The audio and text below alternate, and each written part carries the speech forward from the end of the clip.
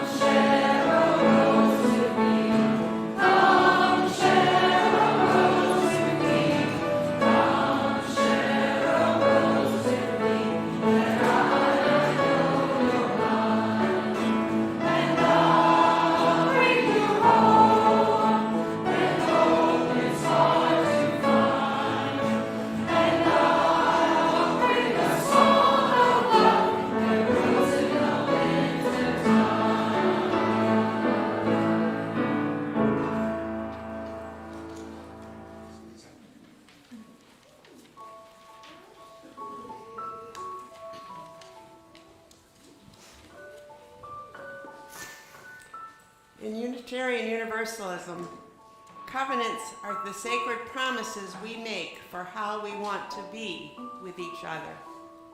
Please join me in reading our congregational covenant. As a free congregation, we promise to one another our mutual trust and support. To create beloved community, we promise to be kinder to each other than we have to be, to listen fully to each other with an open mind and heart, to speak responsibly and respectfully, and to find ways to improve our church for all members and friends. Please be seated. And I'd like to invite all of our children and young at heart to come forward for our wisdom story today.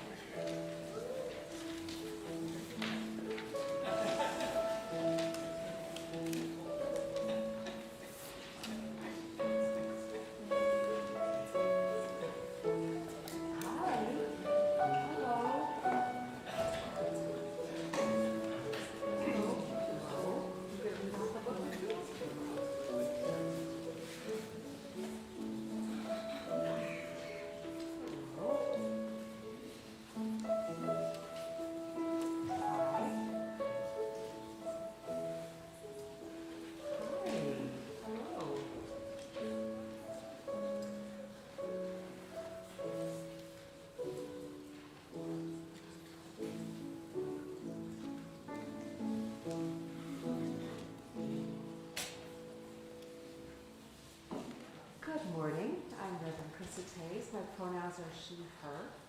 And it is so really, really nice to see you today. So I have a question. Has anyone ever said something mean to you? Who had something mean said to them?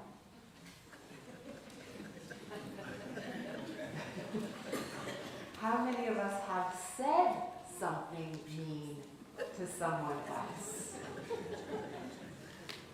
All right. So today we're talking about how to remember that we are good and that we are whole, even when someone says we are not. We are human. Now the pictures are going to be up there, if you can see them. Can you all see them? And for those of you who are sitting with me, you'll get to see the pictures in the book. It's called I Am Human, a book of empathy. I was born a miracle, one of billions, but unique. I am human. I am always learning. I'm finding my way and choosing my path on this incredible journey. I have big dreams. I see possibility.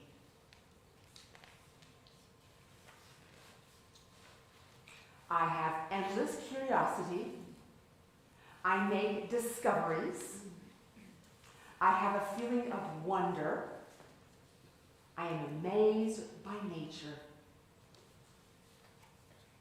I have a playful side. I find joy in friendships. I am human.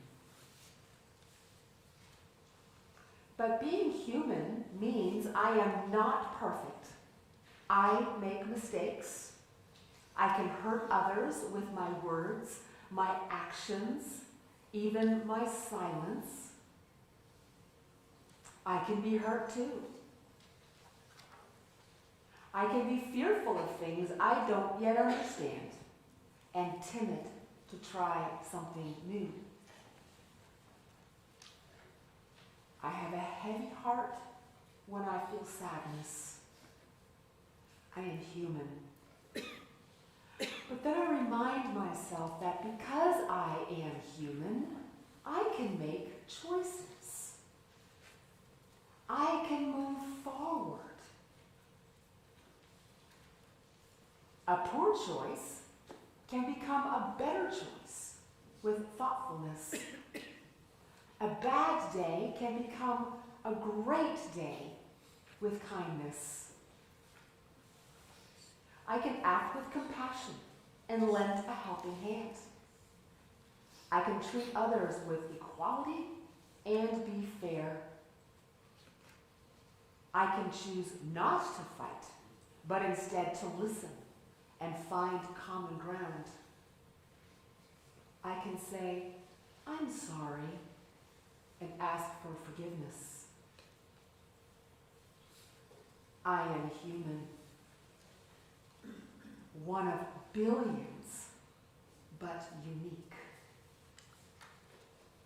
I am not alone. I am connected to my friends, to my family, to the world. We are all humans together. And I will keep trying to be the best version of me. I am full of hope.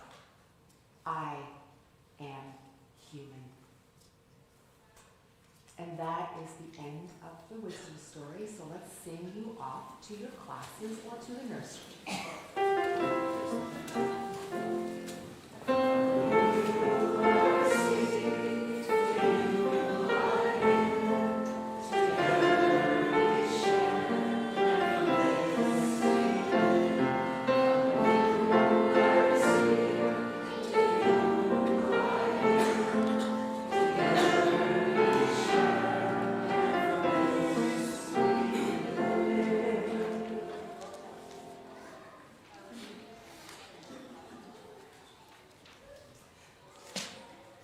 prayer today is called "We Are All More Human Than Otherwise" by Reverend Richard Gilbert. And so I invite you, as you are willing and able, to join me in the spirit of prayer and meditation.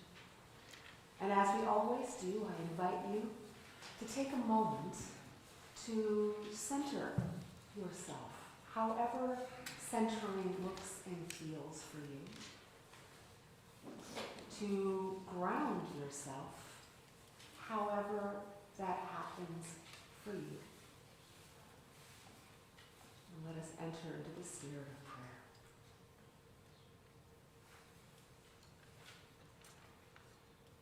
The human race is a vast rainbow bursting into view of white and black, red, yellow, and brown. Yet for all, blood is red. The sky is blue. The earth is brown. And the night is dark. In size and shape, we are a varied pattern of tall and short, slim and stepped, elegant and plain. Yet for all there are fingers to touch, hearts to break, eyes to cry, ears to hear, mouths to speak. In tongue, we are a tower of Babel, a great jumble of voices grasping for words, groping for ways to say love, peace, pity, and hope. Faiths compete, claiming the one way. Saviors abound, pointing to salvation. Not all can be right, not one. We are united only by our urge to search. Boundaries divide us, lines drawn to mark our diversity, maps charted to separate the human race from itself. Yet a mother's grief, a father's love, a parent's care, a child's happy cry, a musician's sound, an artist's stroke batter the boundaries and shatter the walls. Strength and weakness, arrogance and humility, confidence and fear live together in each one, reminding us that we share a common humanity. Let us enter into a moment of silence for the prayers and meditations of our hearts.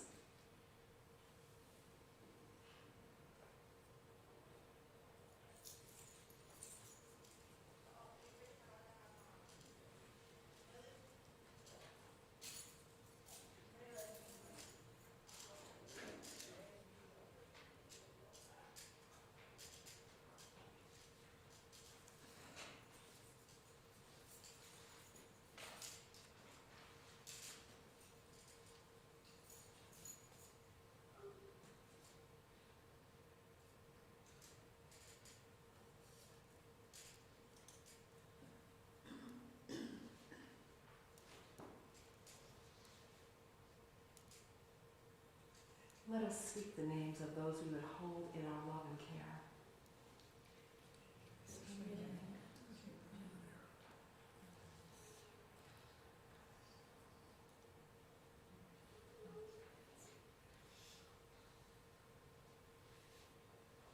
Spirit of life,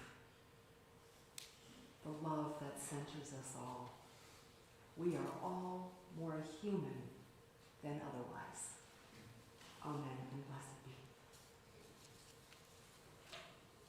I invite you to stay seated for our meditative hymn. Don't have it written down. Did anyone ever tell you that you're anything less than beautiful?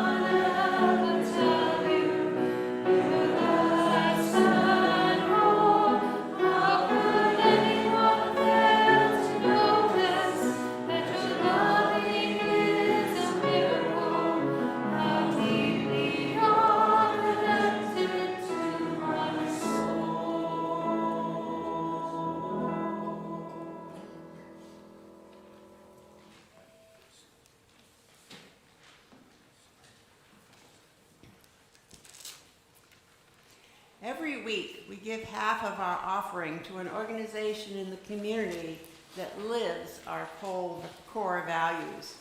This month, our shared plate partner is the Migrant and Immigrant Community Action Project. And Carol Vizier is here to tell us about it. Carol.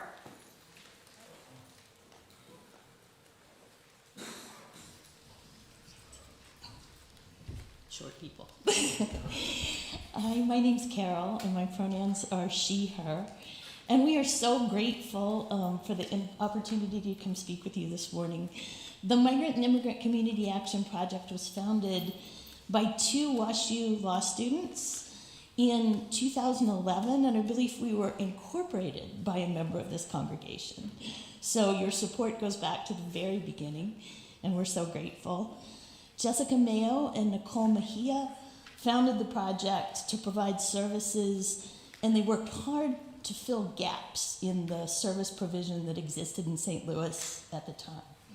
So we serve people in southern Illinois, as far south as Cape Girardeau, as far west as Columbia, and our clients sometimes have to travel to us, but we try hard to serve as many members from as far away as possible.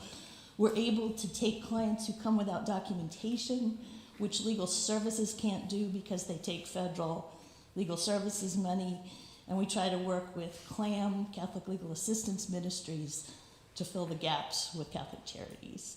So we grew from 2 people in 2012. They graduated from law school, passed the bar, and started taking clients. We're up to, next week will be a full-time staff of 19, which feels both overwhelming and too little for the demand. And we're doing our best to serve people in a very uncertain time, and I'll be happy to talk with you after the service about our plans and what we know and what we're trying to do. But I just wanted to thank you from the bottom of our hearts for your unflagging support.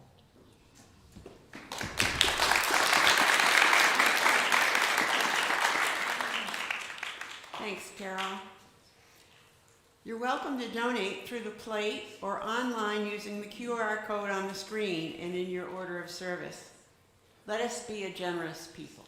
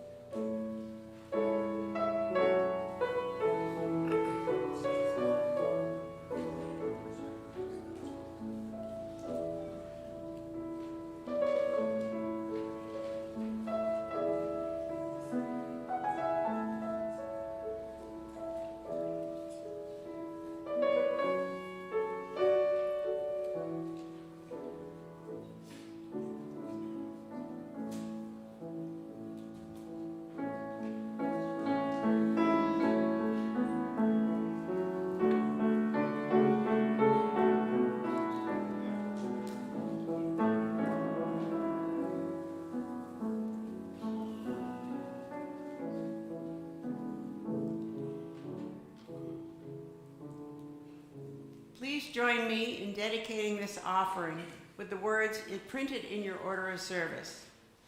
To the work of the church, which is weaving a tapestry of love and action, we dedicate our lives, and these are offerings. Our reading is entitled, Letter to the Parts of Me I Have Tried to Exile. It's by Rosemary Maholda Trummer. I'm sorry. I thought banishing you was the better way to become better. More perfect, more good, more free. The irony, I thought if I cut you off and cast you out, if I built the walls high enough, then the parts left would be more whole. As if the sweet orange doesn't need the toughened rind, the bitter seed. As if the forest doesn't need the blue fury of fire. It didn't work, did it, the exile? You were always here, jangling the hinges, banging at the door, and whispering through the cracks. Left to myself, I wouldn't have known to take down the walls, nor would have I had the strength to do so. The act was grace, disguised as a disaster. But now that the walls are rubble, it is also grace that teaches me to want to embrace you. Grace that guides me to be gentle, even with the part of me that would still try to exile any other part. It is grace that invites me to name all parts beloved. How honest it all is. How human. I promise to keep learning how to know you as my own, to practice opening to what at first feels unwanted. Meet it with understanding. Trust all belongs. Welcome you home.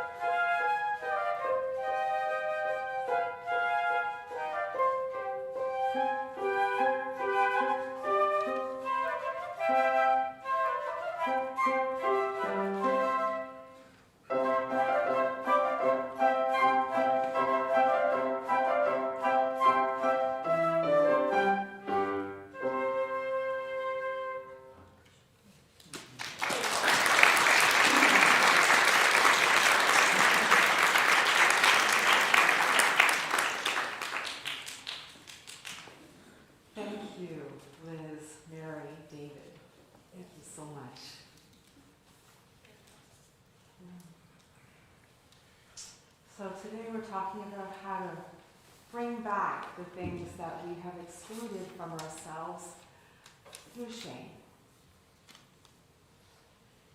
A story. So a few years ago, a friend of mine wanted to dig into her family history. And she asked me to help, and I was thrilled, because being a historian, I love digging into archives and finding sources, and that's just top of the world for me. And she knew that her family had come from Ireland, and she had some possible names. So we started searching, and after some time of searching censuses, we found her great-great-great-great-grandfather in the 1850 census in Kentucky, and it said he was born in Kentucky. But then we found his death certificate some years later. He moved to Illinois, but the death certificate said he was born in Ireland. And we double-checked, but it was the same person. Same name, same birth date, even with references to living in Kentucky, but he wasn't born in Kentucky, he was born in Ireland. And we wondered, how could there be two birthplaces in official records? Did someone make a mistake? Did someone lie? And as we kept working on this, I developed a theory. And it goes like this. So the Irish began flooding North America in the 1840s because of the potato famine, where 1 million Irish died. 1 million. And Britain refused to help them. So anybody who had money fled. Huge numbers fled to American and Canadian cities. But the Irish weren't considered white at that time. When they got here, the Irish were treated by whites as the lowest class of humans, except black people, who were even lower. And when you look at cartoons from the 1800s, the Irish were drawn with dark skin, ape-like faces, and drunk, greedy, or armed. It's horribly, horribly racist in all directions. So my theory is that my friend's great-great-great-great-grandfather excluded from himself his Irish identity. He did everything he could to hide where he came from. He may have gotten rid of his accent, moved out of an urban center to rural Kentucky, and passed for white American born because you simply had more opportunities for a decent life. So when the census recorder came by in 1850, he simply told them he was born in Kentucky. This is before, data like we have today, where you can go and double check and cross-reference things. All you have to do is say, yeah, I was born in Kentucky. But when he died, my theory is that they found his papers and correctly identified his birthplace as Ireland. That's my theory. The theme of our month is inclusion. Last week, we talked about inclusion as a countercultural practice that resists the exclusions forced on us in our times, by our culture, by society, by our current government. I told the story of how inclusion entered our Unitarian Universalist faith practice in the mid-1800s and remains one of the defining ways that we are religious. Today we're talking about inclusion as it relates to us personally, as it relates to the things that we have excluded from ourselves for the purposes of, like our Irish friend, living a better life. At least we think we will. My friend's ancestor separated himself from his identity to gain access to white American society. But he probably lost his family, his roots, his faith, his language, all to escape the constant shaming and the limitations of life as Irish. Now, while this is an extreme example, Every one of us has done something like this at some point in our lives. We may be doing it now. We've separated ourselves from something that we are ashamed or afraid of, believing that we will have a better life. And today I'm going to offer this. Reconciling the parts of ourselves that we've excluded is also countercultural.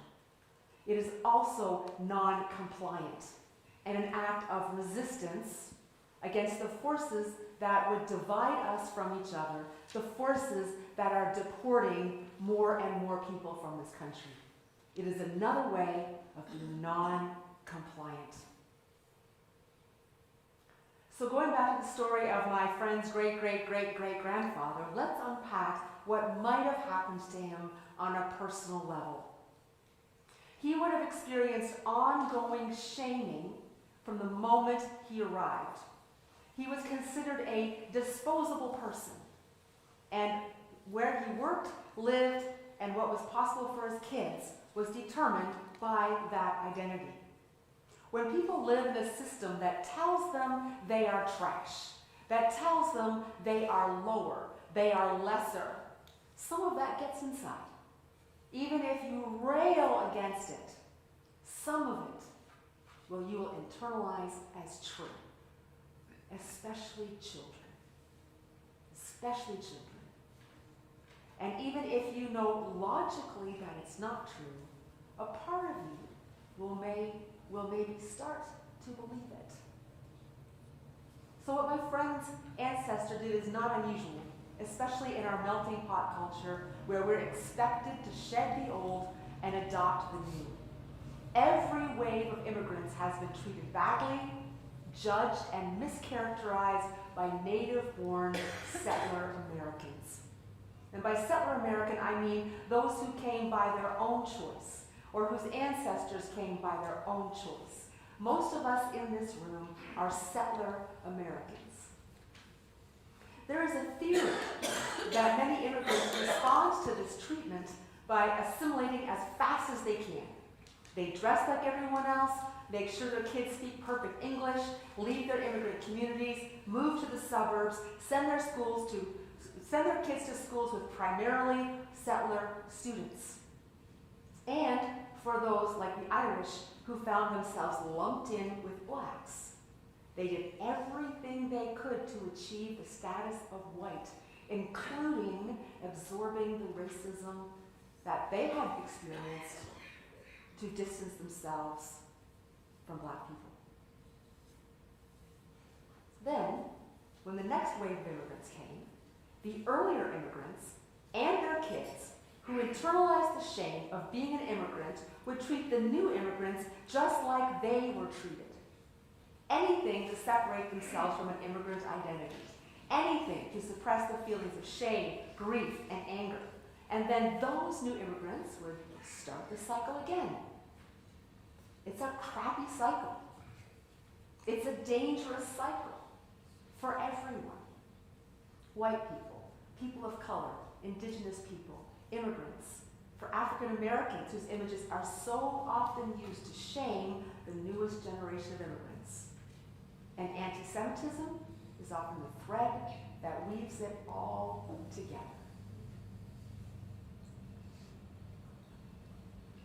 So what we're seeing today, politically and culturally, is the latest chapter in this cycle.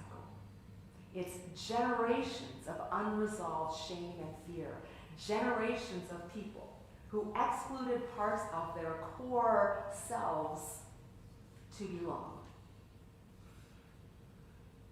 So let's take this example and apply it to our personal lives. Right? We all have also been shamed. We may have been shamed in the schoolyard. We may have been shamed by our parents. We may have been shamed by the culture around us. We have all experienced shame, and shame is a tool to keep us in line, to frighten us, to keep us compliant, and to reproduce systems of oppression. So what have you been taught to be ashamed of? What have you tried to exclude from yourself? women, for instance, women, what have we been taught to exclude from ourselves? We are taught that beauty has us to look a certain way, that women don't get angry, that patience is a virtue, that our worth is determined by who we marry, by having kids, and that other women are competition. If we vary from these expectations, the shaming can be instantaneous. Instantaneous. But then second wave feminism, was a rejection of this. So why do women burn their bras? Right? Well, first of all, in the 60s and 70s, bras were built like tanks. Right? They hurt and represented physically all the ways that we've been restricted. So whip it off and burn it. You know, most of us will spend our lives working to undo the damage from excluding parts of ourselves to be the right kind of woman. And you may be thinking, oh man, come on, Krista, it's 2025. We're over that. Have you been to Victoria's Secrets? Painful underwear. But oh, so pretty.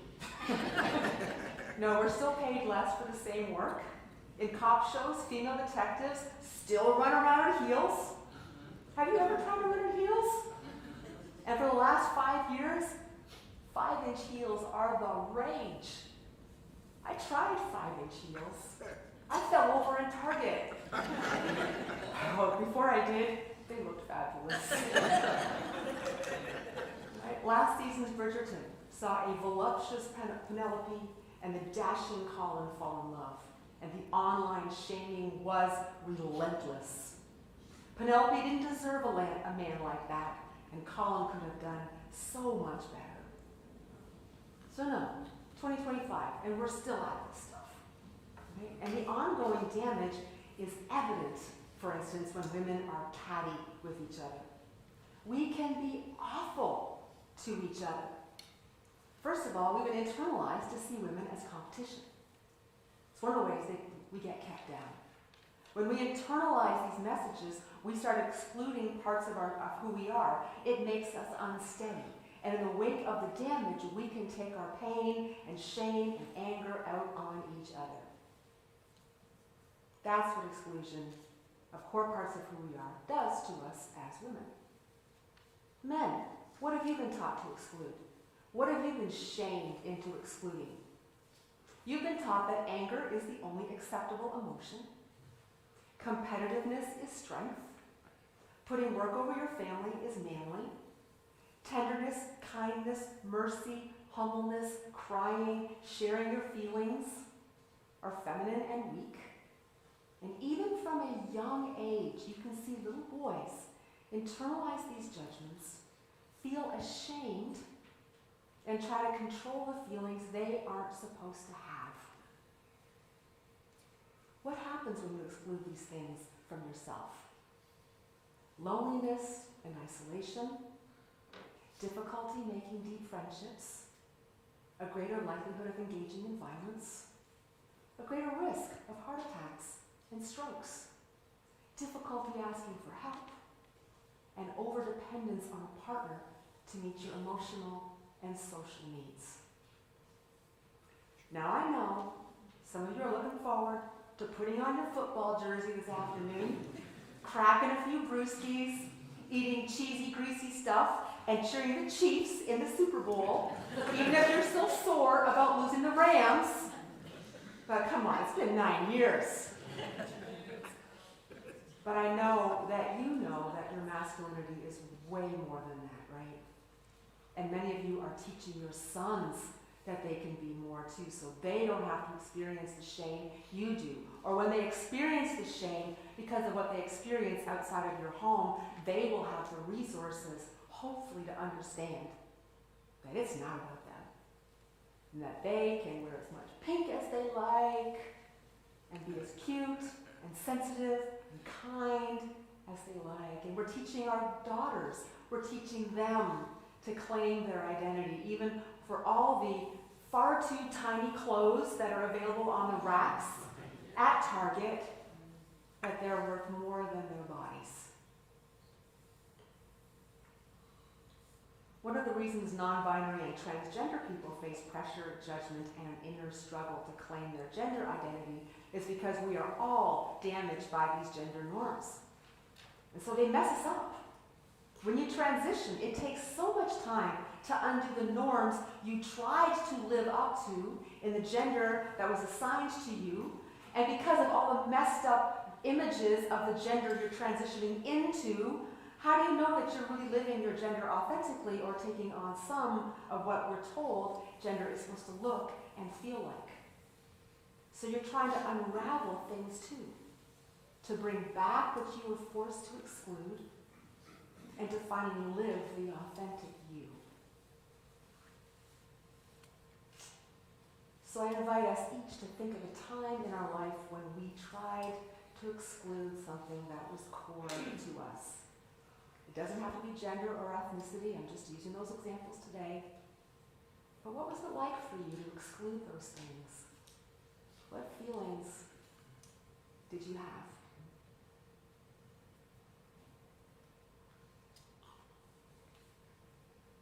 Our whole Unitarian Universalist theology focuses on wholeness, personal wholeness, social wholeness, spiritual wholeness, emotional wholeness, environmental wholeness, global wholeness. We hold love at the center, which calls us to wholeness. In Unitarian Universalism, wholeness is represented as an intact web. And our seventh principle states that we affirm and promote the interdependent web of all existence of which we are a part. So we are each also our own web. And for us, in Unitarian Universalism, health is when the web is whole. And when we see suffering and harm, the image we'll often use is a web with broken strands. And we call on ourselves to mend those strands so that there is wholeness again. So think of a time in your life, it could be now, that you brought something back into you that was excluded, when you have healed the broken strand that you were fooled into believing made you better. How did you do that? How did you do that? Well, the answer lies in what caused you to exclude it in the first place. And 9 times out of 10, it was shame. The experience of shame led you to try and separate yourself from something you came to believe wasn't right. So if we want to reclaim that thing, we have to address the shame that motivated us to do the excluding in the first place. You know, there are thousands of books on shame. Why are there thousands of books on shame? Because it's endemic. But these are things that I think about when it comes to releasing it. Number 1, don't shame yourself for having given in to shame.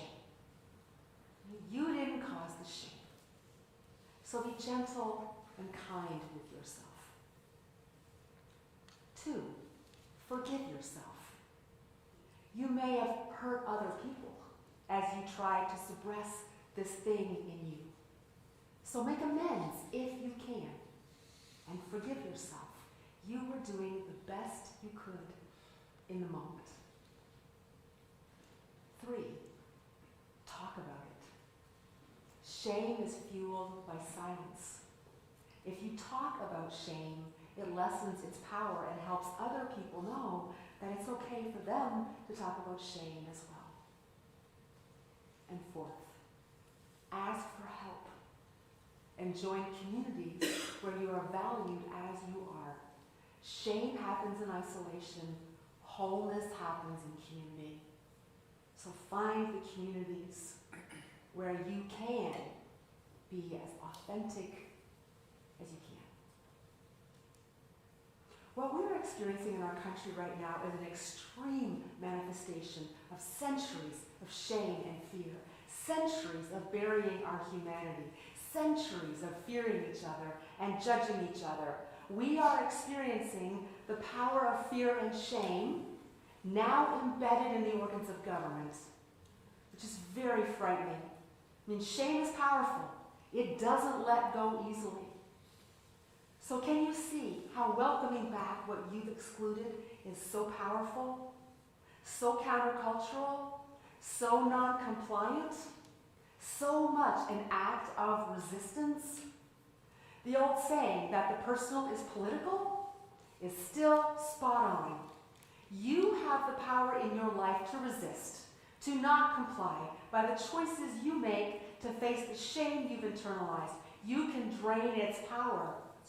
And the way you do that is through love. Love of yourself, love of your people, love of your community, love of your nation. It's all connected. It's within your power, and together it's within our power. So one final story. I was visiting my immigrant grandmother. She was 4 when she got here. She arrived as a child in the 1930s, and then the Depression hit.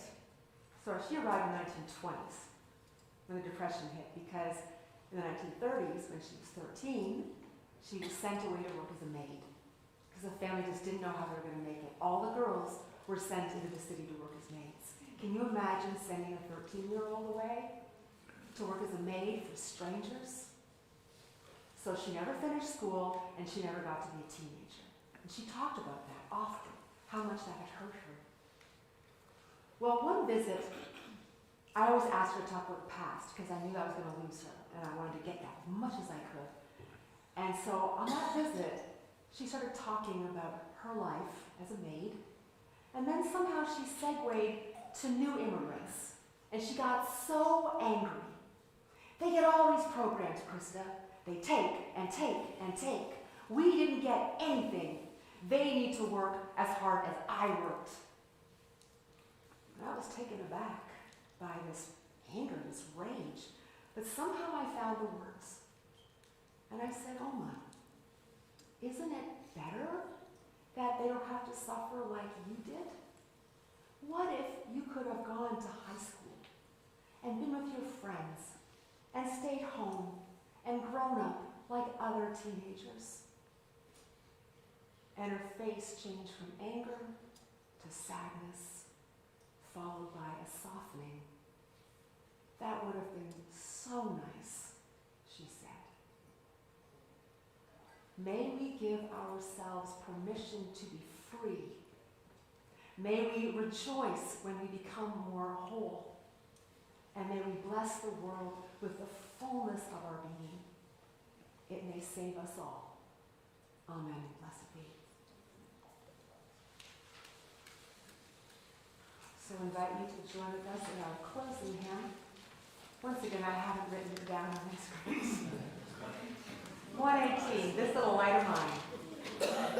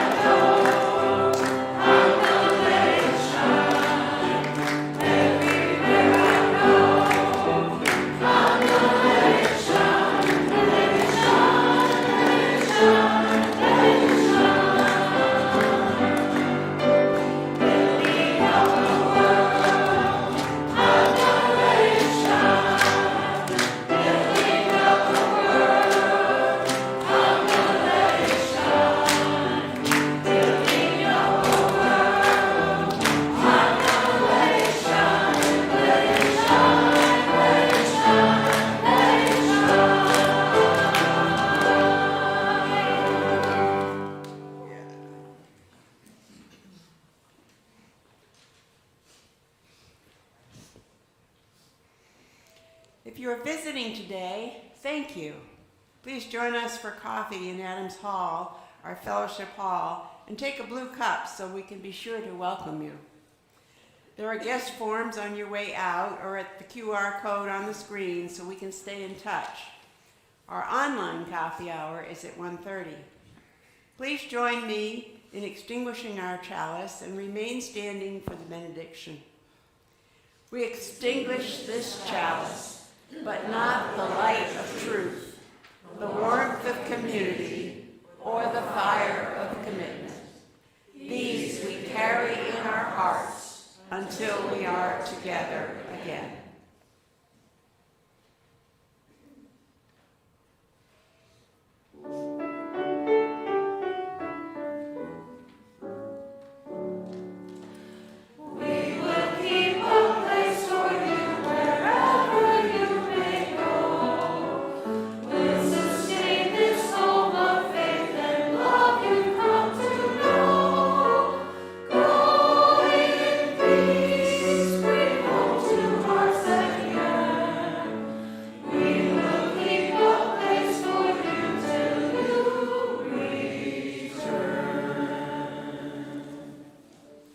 And now, may the Spirit of life hold you. May love bless you, and may you find joy find a place in your days. Go in peace.